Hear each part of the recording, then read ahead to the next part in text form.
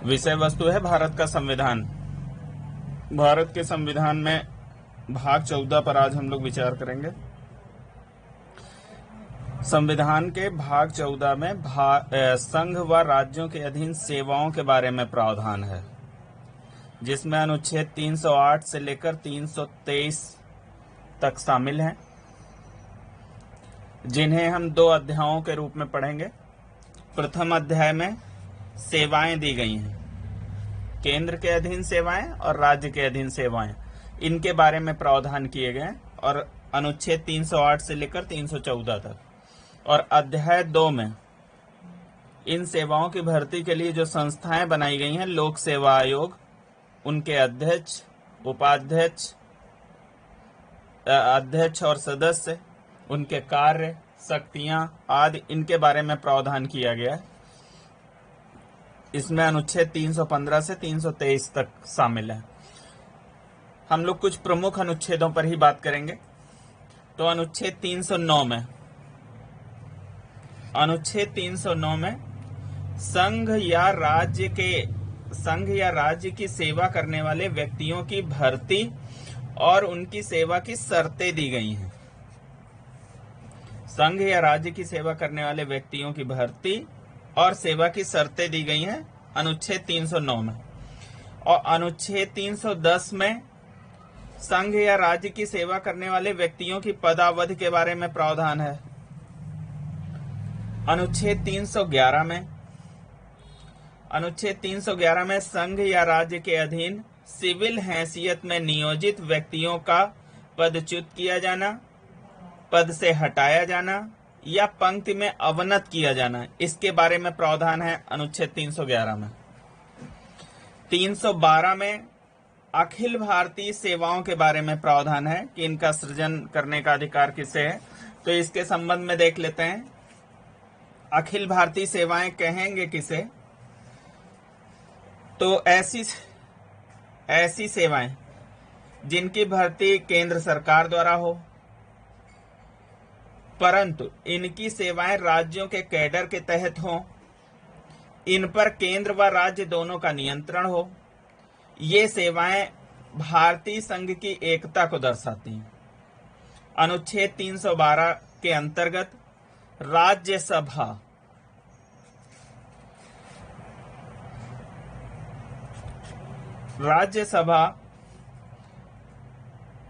उपस्थित और मत देने वाले 2/3 सदस्यों के संकल्प द्वारा अखिल भारतीय सेवाओं का सृजन कर सकती है। तो आप देख रहे हैं अनुच्छेद 309 में भर्ती व सेवा शर्तों के बारे में प्रावधान है, 310 में पदावधि, 311 में उनका हटाया जाना, अवनत किया जाना आदि 311 में है, और 312 में अखिल भारतीय सेवाओं के बारे में प्रावधान है कि अखिल भारतीय सेवाओं का सृजन कौन कर सकता है? तो राज्यसभा द्वारा एक संकल्प प्रस्ताव 2/3 सदस्यों से पारित करके अखिल भारतीय सेवाओं का सृजन किया जा सकता है। तो प्रमुख अखिल भारतीय सेवाएं कौन कौन सी हैं? तो अखिल भारतीय प्रशासनिक सेवा IAS, अखिल भारतीय पुलिस सेवा IPS, अखिल भारतीय वन सेवा IFS,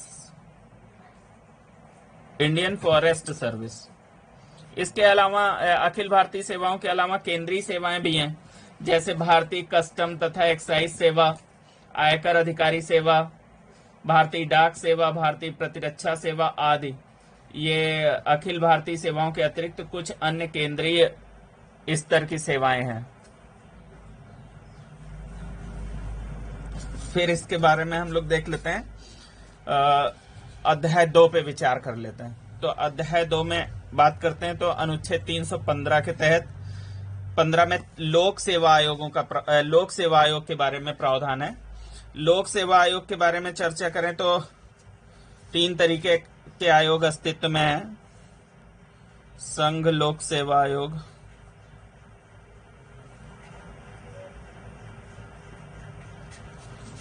राज्य लोक सेवा आयोग,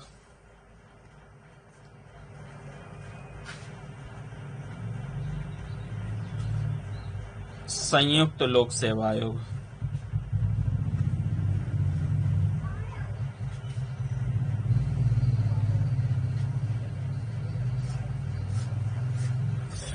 ये 3 तरीके के आयोग हैं जो अस्तित्व में है: संघ लोक सेवा आयोग, राज्य लोक सेवा आयोग और संयुक्त लोक सेवा आयोग। संयुक्त लोक सेवा आयोग 2 या 2 से अधिक राज्यों द्वारा मिलकर बनाया गया आयोग है। ये वर्तमान में अगर देखें तो पूर्वोत्तर राज्यों के लिए राज्यों ने मिलकर एक ही लोक सेवा आयोग गठित कर रखा है, संयुक्त लोक सेवा आयोग। अब संघ लोक सेवा आयोग पर बात कर लेते हैं कि यह जो है भारत का केंद्रीय भर्ती प्राधिकरण है। संघ लोक सेवा आयोग यूपीएससी, संघ लोक सेवा आयोग केंद्रीय भर्ती अधिकरण है। केंद्रीय भर्ती अधिकरण यह एक संवैधानिक निकाय है।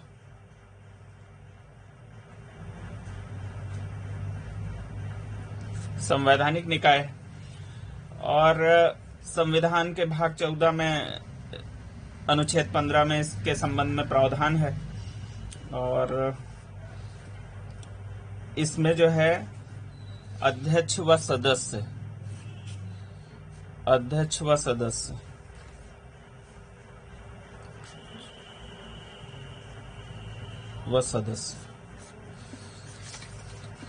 एक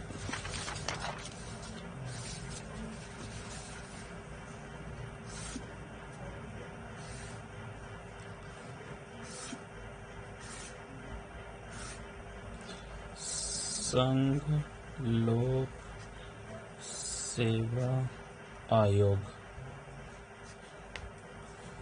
राज्य लोक सेवा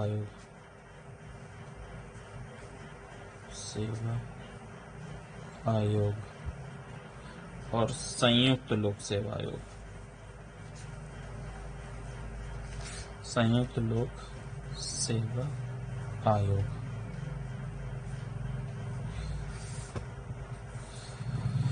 यहाँ पर अध्यक्ष व सदस्य होते हैं। अध्यक्ष व सदस्य, इनकी नियुक्ति कौन करता है? नियुक्ति अथॉरिटी कौन है? नियुक्त अधिकारी कौन है इनका? तो इसमें राष्ट्रपति, संघ लोक सेवा आयोग के अध्यक्ष व सदस्य की नियुक्ति राष्ट्रपति करेंगे। राज्य लोक सेवा आयोग के अध्यक्ष व सदस्य की नियुक्ति संबंधित राज्य के राज्यपाल करेंगे और संयुक्त लोक सेवा आयोग के अध्यक्ष सदस्य की नियुक्ति राष्ट्रपति करेंगे। हटाने के संदर्भ में अगर बात करें, अध्यक्ष व सदस्य को हटाएगा कौन? अध्यक्ष और सदस्य की नियुक्ति राष्ट्रपति द्वारा और हटाएंगे कौन? तो भी राष्ट्रपति।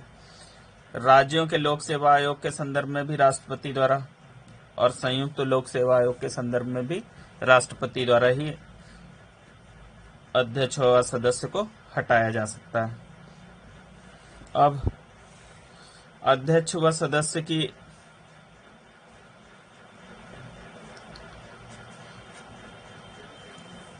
पदावधि क्या होगी अपने पद पर बने रहने की? तो 6 वर्ष या 65 वर्ष की आयु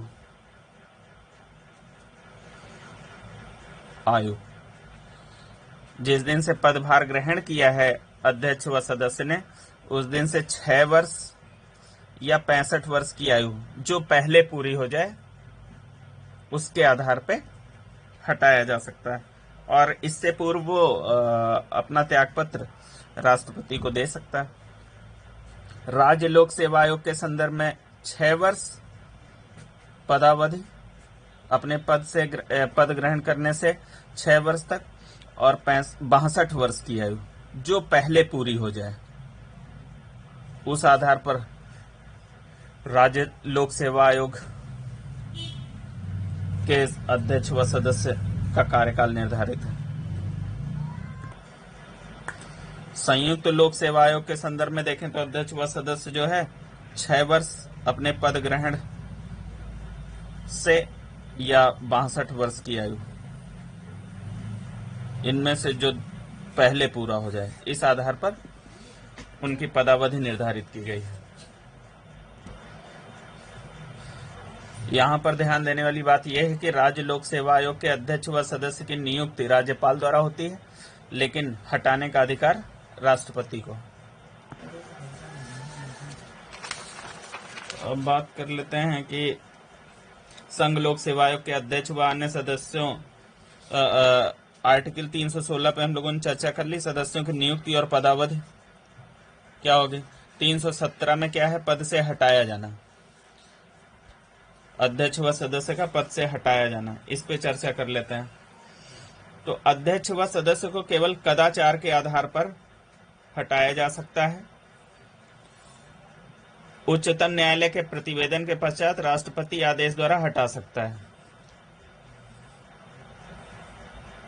अन्य भी आधार हैं जिनके आधार पर इन्हें हटाया जा सकता है, यदि वह दिवालिया न्याय निर्णित किया गया हो या अपने पदावधि में अपने पद के कर्तव्यों के बाहर किसी सवेतन नियोजन में लगा हो, राष्ट्रपति की राय में मानसिक व शारीरिक शैथिल्य के कारण अपने पद पर बने रहने के लिए अयोग्य हो,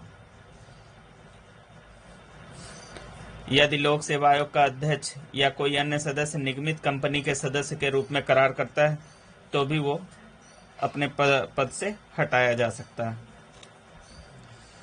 लोक सेवा आयोग के अध्यक्ष व सदस्यों के वेतन और भत्ते जो है राष्ट्रपति द्वारा निर्धारित होते हैं और भारत की संचित निधि पर भारित होते हैं।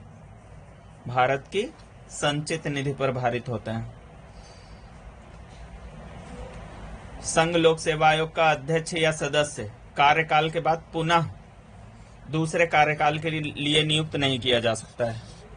इसे भी ध्यान रखें, परीक्षा दृष्टिकोण से महत्वपूर्ण है कि संघ लोक सेवा आयोग का अध्यक्ष या सदस्य कार्यकाल के बाद पुनः नहीं नियुक्त किया जा सकता है दूसरे कार्यकाल के लिए। अब संघ लोक सेवा आयोग के कार्य एवं शक्तियों पर बात कर लेते हैं। कार्य एवं शक्तियों पर तो संघ की सेवाओं में नियुक्तियों के लिए संघ की सेवाओं में नियुक्तियों के लिए परीक्षाओं का आयोजन कराना।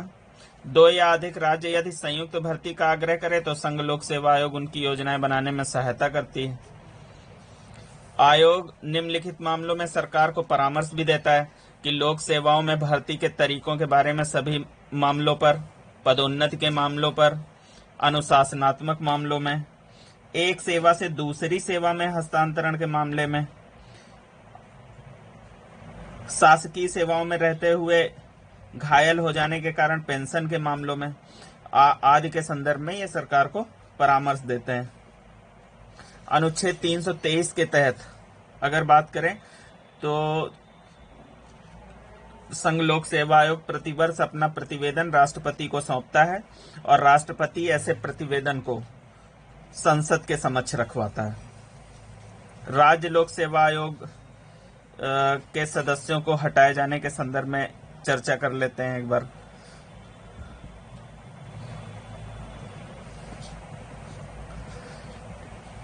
राज्य लोक सेवा आयोग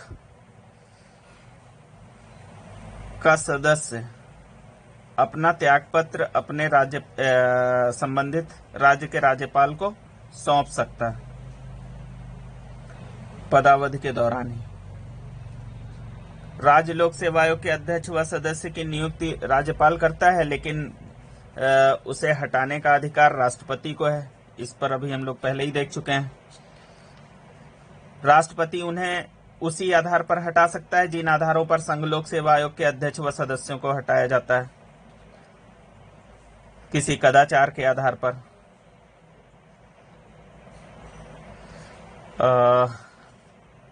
कुछ अन्य बिंदुओं पर बात कर लेते हैं। राज्य लोक सेवा आयोग के अध्यक्ष या सदस्य के वेतन, भत्ता व पेंशन सहित खर्च राज्य की संचित निधि से मिलते हैं। अतः राज्य विधानमंडल द्वारा इस पर मतदान नहीं होता, तो इनके भारित व्यय जो हैं वो किस पर हैं, चाहे संघ लोक सेवा आयोग के हों चाहे राज्य लोक सेवा आयोग के हों, संचित निधि पर है। संघ के संघ की संचित निधि पर, राज्य की संचित निधि पर। इस बिंदु पर भी चर्चा कर लेते हैं। राज्य लोक सेवा आयोग के अध्यक्ष व सदस्य कार्यकाल के बाद भारत सरकार या किसी राज्य सरकार के अधीन किसी और नियोजन के पात्र नहीं हो सकते हैं, परंतु संघ लोक सेवा आयोग में पद ग्रहण कर सकते हैं।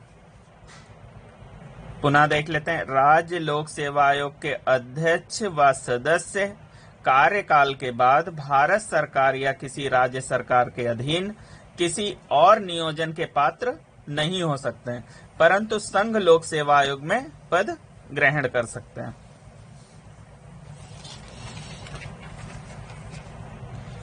राज्य लोक सेवा आयोग की शक्तियां देख लेते हैं।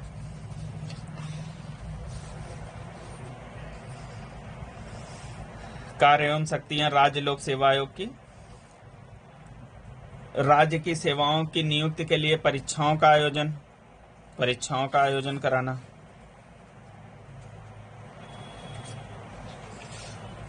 कुछ मामलों पर यह सरकार को सलाह भी दे सकती है, जैसे एक सेवा से दूसरी सेवा हस्तांतरण के मामले में, लोक सेवाओं में भर्ती के तरीकों के बारे में, पदोन्नति के मामले में, अनुशासनात्मक मामले में, शासकीय सेवाओं में रहते हुए घायल होने पर पेंशन आदि के मामले में ये सरकार को परामर्श दे सकते हैं। राज्य लोक सेवा आयोग प्रत्येक वर्ष अपने कार्यों की रिपोर्ट राज्यपाल को देता है और राज्यपाल इस रिपोर्ट के साथ साथ ऐसे ज्ञापन विधानमंडल के समक्ष रखवाता है।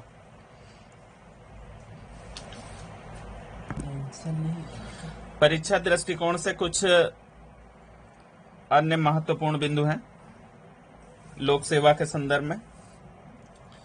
तो वैसे तो सिविल सेवा का जनक राष्ट्र चीन को माना जाता है। अब भारत में अगर लोक सेवा के विकास के बारे में बात करें तो संगठित लोक सेवा का विकास, आधुनिक सिविल सेवा का विकास भारत में जो है अगर देखा जाए तो इसका जन्मदाता लॉर्ड कॉर्नवालिस को मानते हैं, गवर्नर जनरल लॉर्ड कॉर्नवालिस को। प्रारंभ में इसका चयन कंपनी के बोर्ड ऑफ डायरेक्टर्स तथा हेलीबरी कॉलेज की एक चयन समिति द्वारा किया जाता था। आपको पता होगा कि 1833 का जो चार्टर आया था उसमें भर्ती का मानक योग्यता को बनाया गया था। सेवा में भर्ती का माध्यम जो है का मानक निर्धारित किया गया योग्यता को। 1853 के चार्टर में सिविल सेवा प्रतियोगी परीक्षा के माध्यम से कराए जाने का प्रावधान किया गया। इसके बाद प्रतियोगी परीक्षा के माध्यम से सिविल सेवा भर्ती प्रारंभ हुई और तब यह भर्ती ब्रिटेन में हुआ करती थी, भर्ती परीक्षा। 1864 में Satyendra Nath Tagore Indian civil service में सफलता पाने वाले प्रथम भारतीय बने। प्रारंभ में जब ये सिविल सेवा का गठन किया गया तो इसकी अधिकतम आयु, शामिल होने की अधिकतम आयु 23 वर्ष थी।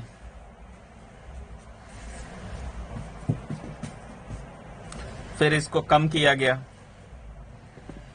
और 1878 में इसे और कम कर दिया गया। लॉर्ड लिटन ने परीक्षा में शामिल होने की न्यूनतम आयु, शामिल होने की अधिकतम आयु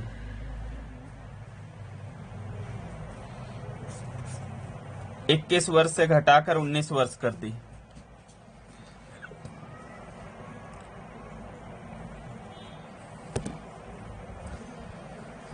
लॉर्ड लिटन ने इसे 21 वर्ष से घटाकर 19 वर्ष कर दिया।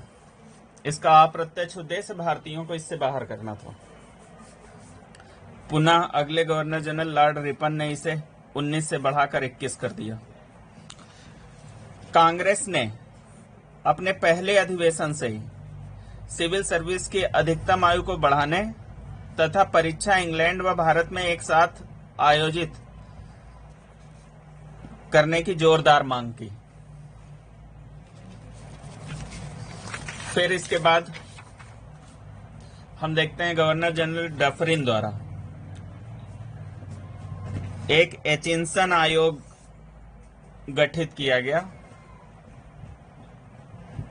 जो सिविल सेवा के संदर्भ में जिसे सिविल सेवा के संदर्भ में अपनी सिफारिशें देना था। इस आयोग ने अधिकतम आयु 23 वर्ष बढ़ाकर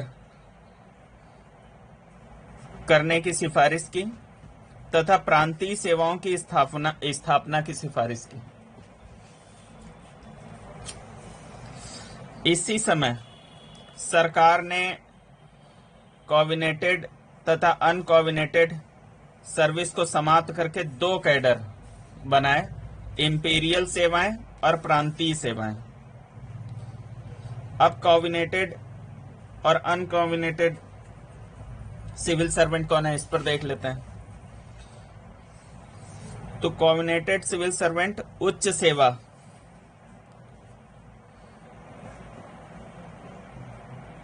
के अंतर्गत आते थे और इसमें कंपनी के कर्मचारियों को एक संधि पर हस्ताक्षर करना पड़ता था, जो कर्मचारियों के निजी व्यापार पर रोक लगाता था। इसमें अधिकांशतः यूरोपीय लोगों की ही नियुक्ति की जाती थी, इसमें यूरोपियन की ही नियुक्ति होती थी। और अनकोऑर्डिनेटेड में सिविल सर्विस में भारतीयों की नियुक्ति होती थी। यह निम्न सेवा थी।